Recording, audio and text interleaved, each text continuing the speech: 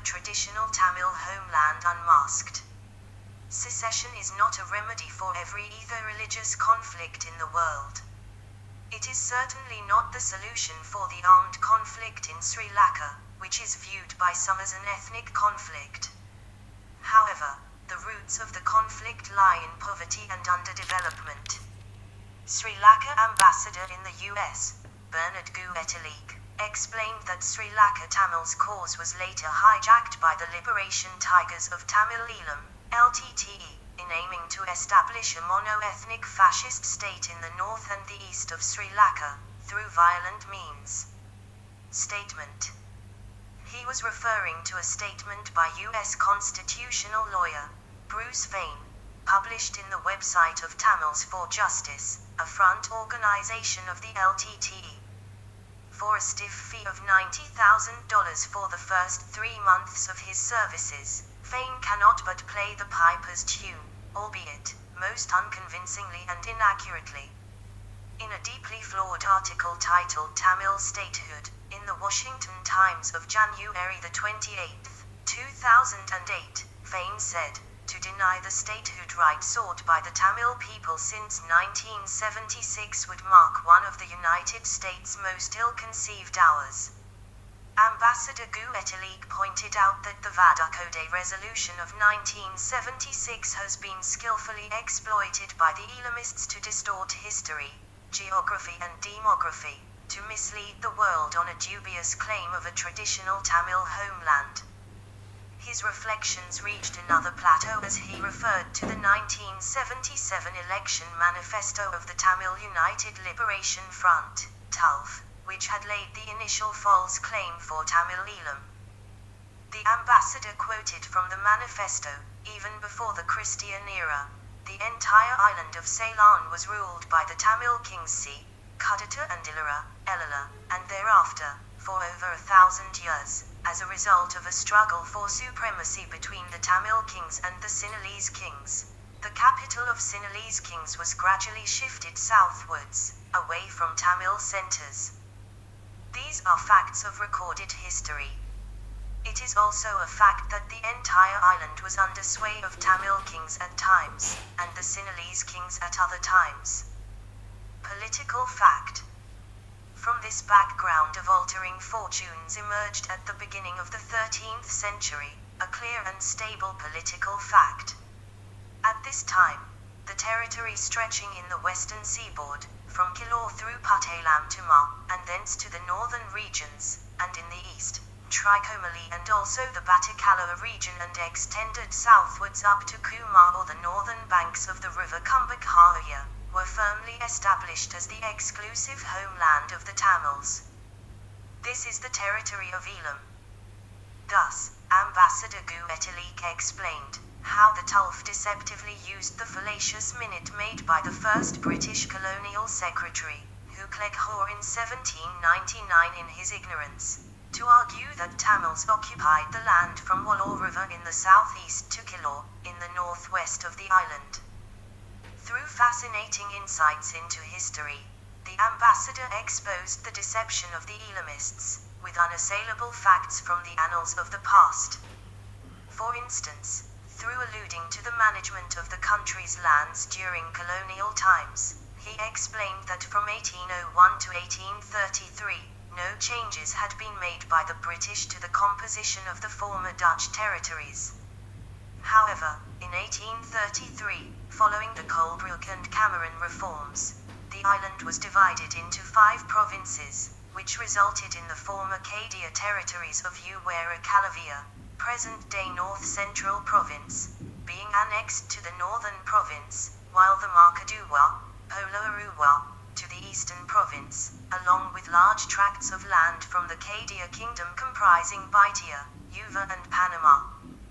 The ambassador quoted Leoxa Mills, from his publication Ceylon under British rule, where he says that the British stratagem was intended to weaken the national feelings of the Kadias.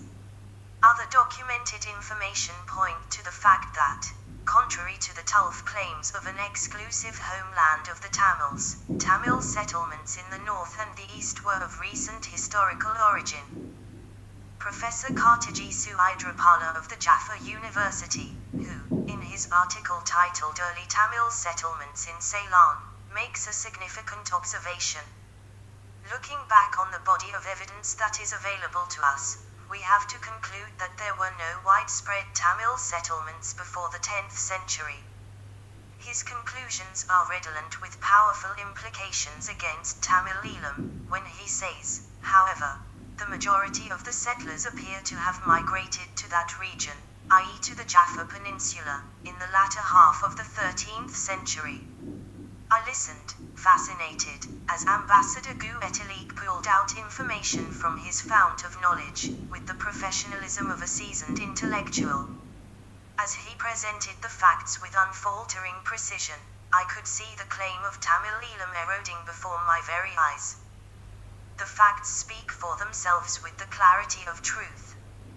Portuguese historian D. Quaros, in his publication titled Temporal and Spiritual Conquest of Ceylon, says that in the 16th century, Jaffa Patam was a subkingdom under a sub-ruler, under the authority of the king of court. Subkingdom. If Jaffa was a subkingdom in the 16th century, where was the independent Tamil kingdom of the 13th century? The Elamists speak of D. Quaros also makes the point that when the Portuguese expelled the Moors, i.e. Muslims, from their territories in 1626, King Sirath of Kadi resettled some of them in the east, and 4,000 were settled in Batikala alone by the idolatrous king. The king of Kadi could resettle people in Batikala because that area was under his suzerainty, just as much as the other areas of the east coast of the island. When Robert Knox, an English doctor, natural scientist and traveller, reached the eastern shores of the island in 1660, and landed at Courtyard Bay, he was captured, not by the soldiers of the then ruler of Jaffa, but by the soldiers of King Rajasai of Kadi. If the eastern coast of the island had been under the ruler of Jaffa, how could King Rajasai's soldiers have had any authority in the area?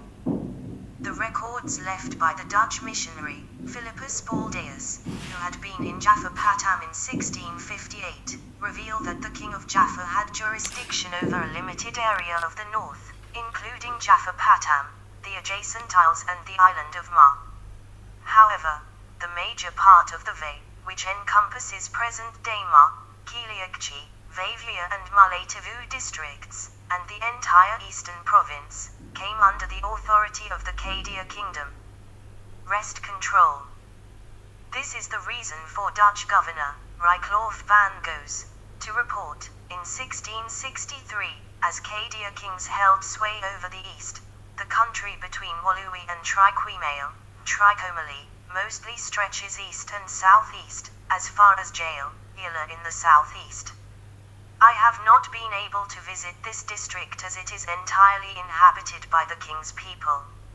Ambassador explained that it took over a century for the Dutch, to the time of Governor Flack in 1766, to wrest control of the coastal areas in the east from the Kadia king.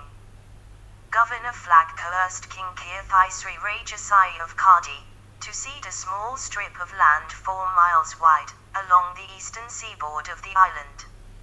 If, as the Elamists claim, the east was under the king of Jaffa, Ambassador Guettelik asked, why did Governor Flack sign a treaty with the Kadia king, and why did Governor Goes report that the Kadia king's subjects live along the eastern sea coast? Then again, why did Tamil scholars such as Mudliya C. Rosayagam and Professor Kartaji Suhydripala claim that Jaffa Patam was first inhabited by the Sinhalese and subsequently by the Tamils, toward the latter part of the 13th century? It is against this factual backdrop that Ambassador Guettelik asks, when the Elam lobby speaks of the north and the east being a traditional homeland of the Tamils, when did this tradition begin exactly? Yes, when exactly? Was it since time immemorial, as the Tulf Election Manifesto of 1977 states?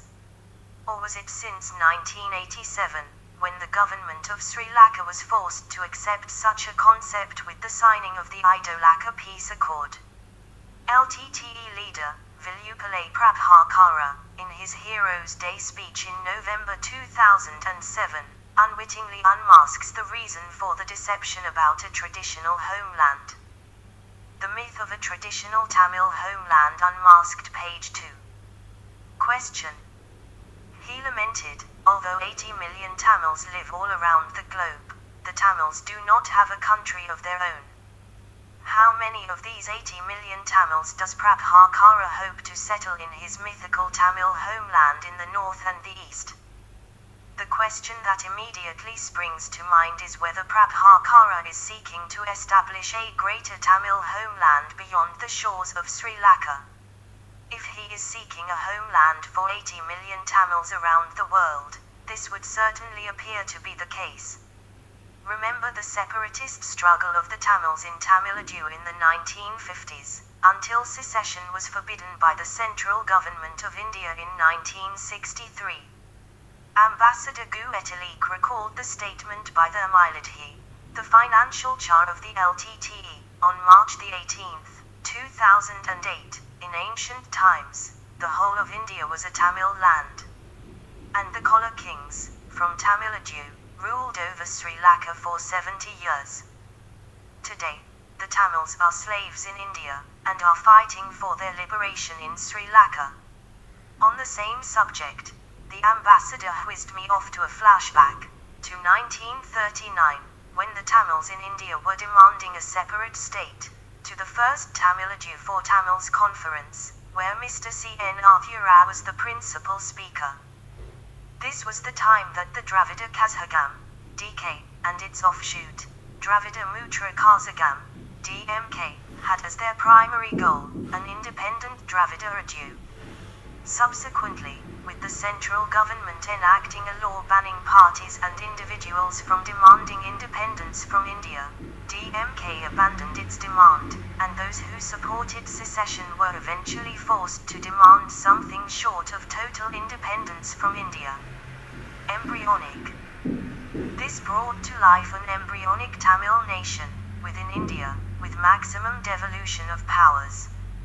Due to the crackdown by the Indian central government, the Tamil nation concept went underground in India and resurfaced in 1976, in a less hostile environment in Sri Lanka. Is Bruce Wayne unaware of the diabolical plans of the Elam lobby? Has he any idea of the history behind the dubious claim for Tamil Elam? Maybe not, for his ignorance becomes more apparent each time he attempts to assert his opinion. For instance, he tries to justify the separatist demand of the Tamil lobby, by bringing in the recent unilateral declaration of independence by Kosovo. The reason why the Kosovo independence is so significant is because it addresses an issue that's prevalent throughout the world, continues Fain. But surely I think the Kosovo independence should shine a spotlight on these areas of the world, because I think in the long run separate statehoods create greater stability, and gives the example of the breakup of former Yugoslavia, unmindful of the carnage that ensued. He seems to ignore the ethnic mix in the eastern province, and the greater number of Sri Lanka Tamils, who have made other areas of the island their home, since fleeing the tiger's den in the north and the east. Ambassador Guetalik observed that Fain appears to be desirous of drawing a parallel between Sri Lanka and Kosovo. However, he seems to have overlooked statements made by the countries, which hurriedly recognized the unilateral declaration of independence by Kosovo. For example, on February 18, 2008, U.S. Secretary of State, Condoleezza Rice, said, "The unusual combination of factors found in the Kosovo situation, including the context of Yugoslavia's breakup, the history of ethnic cleansing and crimes against civilians in Kosovo, and the extended period of UN administration are not found elsewhere and therefore make Kosovo a special case." She emphasized, Kosovo cannot be seen as a precedent for any other situation in the world today. Similarly, British Foreign Secretary David Miliband, in an interview with BBC Radio 4 Today programme, on February 19, 2008, said of Kosovo's declaration of independence, "What makes it unique is that for 9 years, there's been a UN protectorate within the independent country of Serbia." That does mean that this is a unique case, and I think it's not one that can be equated to the Basque issue or some of the other issues that have been raised. That was not all. When the EU members met in Brussels recently, they agreed that Kosovo should not set a precedent for other states, with Spain and others concerned about separatism stalking their countries. However, such principled positions are not expected to deter a hard-nosed lawyer of the ilk of Fein. Not familiar. Ambassador Guettelik pointed out that although Fein, on February the 24th, 2008, confidently referred to Sri Lanka in particular, with which I am familiar, his article in the Washington Times on January the 29th, 2008, reveals that he is ignorant about even the basic facts on Sri Lanka, such as the difference between Sri Lanka Tamils and Indian Tamils. Fein says in his article, immediately upon independence, the Sinhalese denied citizenship and disenfranchised a staggering 1 million Tamils. He appears to believe he is referring to Sri Lanka Tamils, but in reality he is talking about Indian Tamils. I find it presumptuous that he should boast of his familiarity with the Sri Lanka situation, when he is ignorant of this basic distinction between Sri Lanka and Indian Tamils. Doesn't he know that Sri Lanka Tamils were citizens of Ceylon, and therefore the issue of denying them citizenship at the time of independence does not arise? Disenfranchisement was with reference to Indian Tamils, who were brought in as temporary workers by the British in the 19th century, to work as bonded labourers on the tea plantations. Ambassador Guettelik illustrated with a contemporary example. Today, Sri Lankans by the hundreds and thousands are working in the Middle East, as temporary workers. Can they claim citizenship in the Middle Eastern countries on the basis that they worked and lived there for many years? He asked. Right to decide. Furthermore, he maintained that any newly independent country has the right to decide who should form or has a claim to be the citizens of that country. The Ceylon Citizenship Act of 1948 provided for those born in Ceylon, prior to November 1949, of a father born in Ceylon, to be recognized as a citizen of Ceylon. That act was followed by the Indian and Pakistani Residents' Citizenship Act of 1949, which sought to grant Ceylon citizenship to people who were able to satisfy residence in Ceylon for a period of 7 years from January 1, 1939, in case of married persons, and for a period of 10 years, from January 1, 1936, for unmarried persons. Negotiations. This arrangement enabled about 145,000 persons of Indian origin to acquire citizenship of Ceylon, leaving approximately 700,000 whose citizenship had to be determined through negotiations with India. As the ambassador explained, the matter was sorted out after negotiations with India in 1964 and 1974 with other local administrative and legal arrangements, ending up with the Grant of Citizenship of Persons of Indian Origin Act, Act No. 35 of 2003. Ambassador Guettelik has a question for the Elam lobby.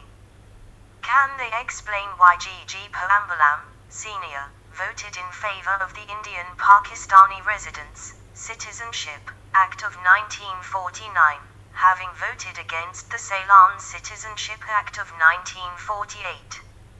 And why SVJ Chelvayakam voted against both acts and broke away from the ACTC and established the Federal Party in 1949? As the ambassador explained, Poambalam founded the first Tamil political party, the All Ceylon Tamil Congress, ACTC, and stood for the principle of minority representation. He then referred to a quote by G.G. Poambalam, Jr., referring to a press statement made by the Ceylon Workers' Congress, CWC, in the Daily News of June the 23rd, 1962. Had the TC been given an additional portfolio, as earlier agreed, it is a matter for conjecture as to whether Mr. Chalvayakam and his followers would have been in a position to vote against the bill. The CWC represents the Indian Tamils on whose issue the Federal Party claims it split from the ACTC. However, Premier D.S. Ayake, for reasons best known to him, refused to accept Chalvayakam to his cabinet, thereby leading to the establishment of the Federal Party by the latter. The rest is history. If the decision taken by the newly independent government was a treacherous act, did not the Tamil leadership of the day collude with such policies? However, G.G. Poambalam, Jr., disagrees that his father's decision in 1949 was wrong. Referring to V.P. Vitashi's letter to the editor in the Sunday Times of October the 6th, under the headline G.G. Poambalam and the Indian Tamils, he said on October the 13th, 1996, "Yes, I do not deny that G.G. Poambalam, Sr., voted for the Indian and Pakistani Residents, Citizenship, Act No. 3 of 1949, and the Parliamentary Elections, Amendment, Act No. 48 of 1949, and see no wrong in having done so. In fact, I would go so far as to say that was the correct thing to have been done, under the circumstances." Perhaps, what he did was endorsed by the voters of the Northern Province in 1952. Before resting his case, Ambassador Guettilik admitted that the tragedy of Sri Lanka was punctuated by missed opportunities and acts, the result of political greed of many. Opportunity.